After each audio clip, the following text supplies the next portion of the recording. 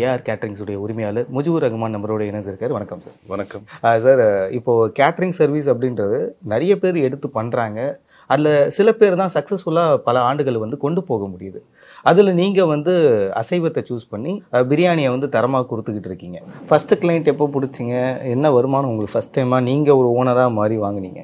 First கிளைண்ட்ன்றது நஷ்டத்தில் தான் போச்சு.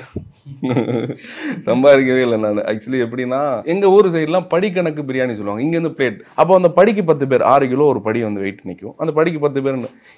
இப்படி ஒரு சுச்சுவேஷன் போய்கிட்டு இருக்கும் போது ஒருத்தர் முத என்ன பர்த்டே ஆர்டருக்கு வராரு. அவருக்கு அன்னைக்கு எந்த மாதம் கிடைக்க போல ஒரு 50 பேருக்கு ஆர்டர் பர்த்டே ஃபங்க்ஷன் வச்சிருக்கேன் பிள்ளைக்கு, நீ வீட்டுக்கிட்டே வந்து சமைச்சு கொடுத்துரு, நான் மெட்டீரியல் எல்லாம் வாங்கி ரெடி பண்ணி வச்சுறேன். ஆளை வந்து எனக்கு பயத்தில் என்ன செஞ்சாரன், ஒரு 2 பேரை சேர்த்து கூட்டிட்டு போயிடுறேன். அவங்களுக்கு சம்பளம் கொடுக்கணும்ல. அவர் ஆக்சுவலி எனக்கு ஒரு ஆள் சம்பளம் தான் கொடுக்குறாரு, நான் 2 பேரை சேர்த்து கூட்டிட்டு போறேன். எனக்கு தெரியாது 2000 சம்பளம் கொடுக்கணும், கூட்டிட்டு போற ஆளுக்கே 1000 ரூபாய் சம்பளம் கொடுக்கணும். அப்படி சூழ்நிலை வரப்போது எனக்கு அந்த 1000 ரூபாய் அவங்களுக்கு போனது பெருசா தெரியல. நானும் சமைச்சிட்டேன், என்ன ஒரு அங்கீகாரமா நினைச்சு கூப்பிட்டுட்டாங்கன்னு சொல்லிட்டு வந்துதான். அன்னைக்கு வெறும் ஆளாதான் வீட்டுக்கு வந்தேன். ஆனா அது சந்தோஷம், அன்னைக்கு இருந்த சந்தோஷம், அன்னைக்கு நைட் நான் படுத்து தூங்கி இருப்பேன், அன்னைக்கு இருக்க சந்தோஷம் மாதிரி இன்னைக்கு வரையுமே இல்லை. அது எவ்வளவு பெரிய சக்சஸ் ஆன விஷயம். அதாவது நம்மளை நம்பி 50 பேர் சாப்பிட்றாங்க. நான் எந்த அளவுக்கு முகம் தெரியறனோ அந்த அளவுக்கு என் மெட்டீரியல் ஃபுட்டு இருக்கும். ஒவ்வொரு விஷயத்திலையும் ஒரு இலை முதற்கொண்டு தஞ்சாவூர்ல இருந்து தான் வரணும். தலைவாழையில 2 அடினா 2 அடி இருக்கணும். கத்திரிக்காய்ன்றது எங்க ஊர்ல கொட்டப்பட்டின்னு சொல்லிட்டு ஒரு ஏரியா திண்டுக்கல்ல, அந்த கத்திரிக்காய் எங்கேயுமே கிடைக்காது தமிழ்நாட்டுல.